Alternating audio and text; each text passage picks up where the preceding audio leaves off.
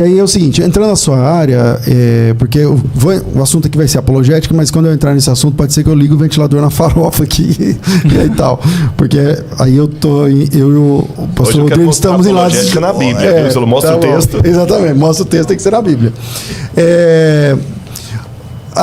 O crescimento da igreja na sua área da história, Gesta, a primeira igreja está em Jerusalém, a segunda igreja vai lá para a Síria, né? Então, como é que o desenvolvimento da igreja vem por onde? Porque é vendido para a gente o pacote de que a igreja é romana e é Roma e tal.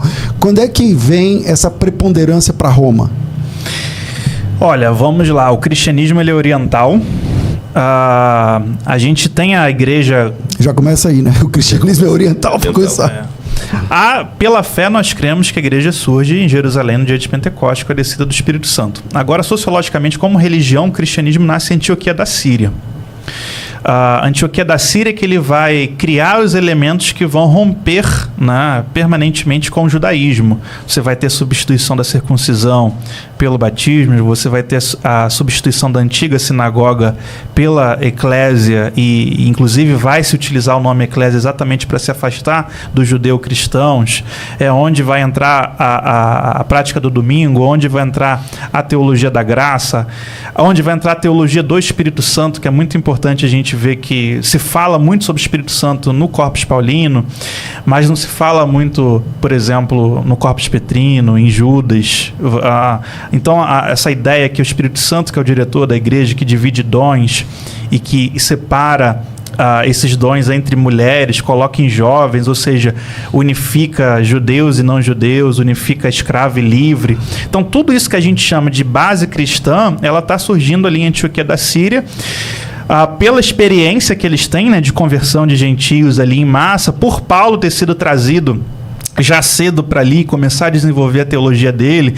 E a igreja de Antioquia ela funciona como uma igreja matriz que vai expandir e plantar igrejas filhas, seja através de Paulo, Barnabé, Priscila, mas na Bíblia Paulo. Ela estava meio que subordinada a Jerusalém, né? Porque quando ela é aberta, no capítulo 11, os apóstolos de Jerusalém falaram, mandaram Pedro lá primeiro, tipo meio que vai lá dar uma olhada para ver se o evangelho que chegou lá é o mesmo que saiu daqui. Não, isso é uma visão, na verdade, teológica católica, porque a igreja de Antioquia, primeiro, você honra os apóstolos, né, porque eles são sucessores das 12 tribos de Israel, mas você reconhece que a igreja de Jerusalém está indo para um caminho que não é o caminho que o Espírito Santo está dando. Eles só pregam para judeus, eles fazem a separação das mesas, eles não reconhecem... Isso em Jerusalém? Em Jerusalém. Não reconhece nem o gentio e nem o judeu helenista como irmão pleno, tratam eles como estrangeiros em Israel. E aqui em Antioquia a gente está vivendo, não, o estrangeiro é meu irmão, a mulher tem profecia, o jovem pode ser um líder. Aqui a gente está vivendo uma coisa do Espírito Santo e Jerusalém está vivendo um judeu-cristianismo que a gente chama hoje, mas um judaísmo continuado, continua indo para o templo. O que o Pedro está fazendo lá no templo? A gente tem que pregar no evangelho inteiro. O que ele está fazendo lá? Mas o concílio de Jerusalém não mudou um pouco isso aí? Não teve uma aceitação dos gentios? Mas olha que interessante, o apóstolo Paulo morreu... Então, só uma parte, o apóstolo Paulo morreu lá em Roma, tudo bem, mas qual foi o problema? Ele foi preso pelo quê? Ele foi preso, acusado de ter profanado o templo. E quando ele chega lá no templo, o Tiago recebe ele e fala assim, olha... E ele conta, ele detalha lá a sua missão. E a missão de Paulo era já 18 crentes aqui, não sei quantos ali, não sei o que lá. E o Tiago, nitidamente, eu vou achar esse texto em Atos 20 ou 21, aí o Tiago fala assim, ó, quantos milhares de cristãos nós temos aqui em Jerusalém que são zelosos da lei. E aí eles dão a ideia para Paulo pagar, fazer o custeio do pessoal que estava fazendo um voto judaico, que parecido com o nazireado, porque estão dizendo que você está ensinando se apartar da lei de Moisés, não sei o que lá, é melhor você fazer isso aqui. Então, nitidamente, eu tenho essa impressão de que a igreja em Jerusalém é uma igreja... Quero.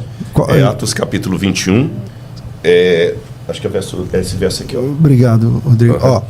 Quando chegamos em Jerusalém, os irmãos nos receberam com alegria. No dia seguinte, Paulo foi encontrar com Tiago e todos os presbíteros se reuniram. Tendo saudado, contou em detalhes o que Deus tinha feito entre os gentios por seu ministério. E ouvindo isso, eles deram glória a Deus e disseram, presta atenção, você percebe, irmão, que há milhares de judeus que creram e todos são zelosos da lei, lá em Jerusalém, né?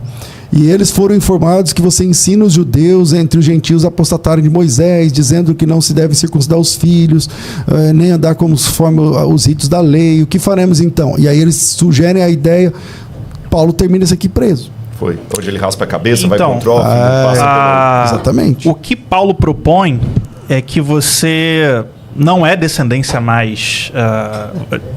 vamos resumir aqui. A gente é descendência de Abraão pela fé. Então todos Gálatas, que cremos somos irmãos, todos que cremos somos um. No Concílio de Antioquia, o que eles fazem? A gente até aceita judeu helenista, a gente até aceita gentio, desde que eles... Aí tem as chamadas cláusulas de Tiago, né? Se abstenham de carne... Né? Concílio de Jerusalém no capítulo 15. Concílio de Jerusalém. Se abstenham de carne sufocada, carne sacrificada aos ídolos, carne com sangue. Isso era as cláusulas básicas que um estrangeiro deve respeitar ao viver em Israel. Então, em Jerusalém, eles estavam vivendo literalmente uma continuação do judaísmo e não a igreja, que é a união das mesas, é a união das pessoas, é a união dos povos. Eles estavam se vendo como o povo eleito e aceitando alguns até... Imagina que Pedro teve aquela visão que deixava animais imundos vindos, né, do céu, e aí Deus falou para Pedro assim, abre a boca e come. E Pedro falou para Deus. De maneira nenhuma, senhor, não comerei. Pedro não falou para um amigo, para um rabino, para um apóstolo, Pedro falou para Deus. Deus, não. Depois vem uma segunda vez. E Pedro fala para Deus, não vou comer, porque eu não comi nada imundo até agora na minha vida, não vai ser agora que Deus está mandando. E era Deus mesmo, não era um profeta, não era um visionário, não era nada. É que eu vou obedecer. Na terceira vez, Pedro lá chorando, né? Aquele bacon descendo do céu. Pedro vai lá e come, para ensinar que Deus também alcança o gentio, que o gentio não é imundo, que agora Deus está fazendo nova todas as coisas. Provavelmente aquele pano era um talit. E Pedro... Sabia disso? Não sabia, não pensei nisso. Depois eu argumento, provavelmente era um talit, mas para não interromper. E Pedro ficou com essa visão, quieto na dele, anos. Até dar o incidente em Antioquia dos judeus que desceram em Jerusalém obrigando os gentios a circuncidarem. E aí Paulo e Barnabé terem que ir para Jerusalém resolver isso. Aí depois de 10 anos, Pedro fala, é verdade, Tiago e João, Deus me deu uma visão faz mais de 10 anos atrás... E Paulo, Barnabé, a igreja de Antioquia tá certa. E aí a gente não sabe o que vai acontecer durante esse concílio. Paulo fala que repreendeu Pedro à face, porque Pedro era repreensível, que ele uma hora se sentava com os judeus e outra hora ele sentava na outra mesa. Ou seja, lá na igreja de Jerusalém ela não vivia um evangelho pleno, a fé cristã, que é a união, que é o reconhecimento e a irmandade. É lógico que vai ter uma virada. E a virada não vai ser o domínio de Jerusalém sobre a Antioquia, vai ser o contrário. O batismo das duas igrejas era igual? O batismo? De Jerusalém e da de Antioquia? Mas deixa eu concluir aqui. Quando a fome abater lá a igreja de Jerusalém, eles começaram a passar necessidade, a igreja de Antioquia vai começar o quê? A enviar mantimentos. Sustento. Então aqui vai ter uma virada de poder, que Antioquia vai ficar até mais importante, porque eles vão depender economicamente para viver. E quando a gente fala, né, da igreja de Jerusalém, em que Tiago, o irmão de Jesus, é o cabeça, e junto tem Pedro e João, você está vendo uma sinagoga funcionando, você não está vendo uma eclésia. A própria epístola de Tiago fala termos sinagogais. Sim, ele manda carta para as sinagogas. Se entrar alguém na sua sinagoga, eu acho que... Tem um texto. Então você está vivendo em Jerusalém um judaísmo que crê que Jesus é o Messias puramente, mas o resto vive a mesma coisa. A vida continua indo para o templo. Então a virada de chave mesmo está em Antioquia. A virada é Antioquia da Síria. E aí, só para responder para aquela sua primeira pergunta. De Antioquia da Síria você tem as missões, né, que a gente chama hoje de missões, mas tá tudo surgindo ali. Os caras não sabiam de nada. Então você tem Paulo fazendo as 3 viagens missionárias, saindo de lá, voltando para lá. Você tem depois Paulo dá uma brigada com a galera lá e meio que faz uma carreira solo. Mas você tem de Antioquia da Síria o evangelho evangelho partindo para o norte, para o sul, para o leste, para o oeste. Então, quando você pega a história das missões antigas cristãs, o epicentro é Antioquia. O epicentro é Antioquia. Depois de Antioquia, você vai ter um segundo epicentro, que é Alexandria. A Alexandria ela vai fazer muita missão para o sul e para o Mar Vermelho.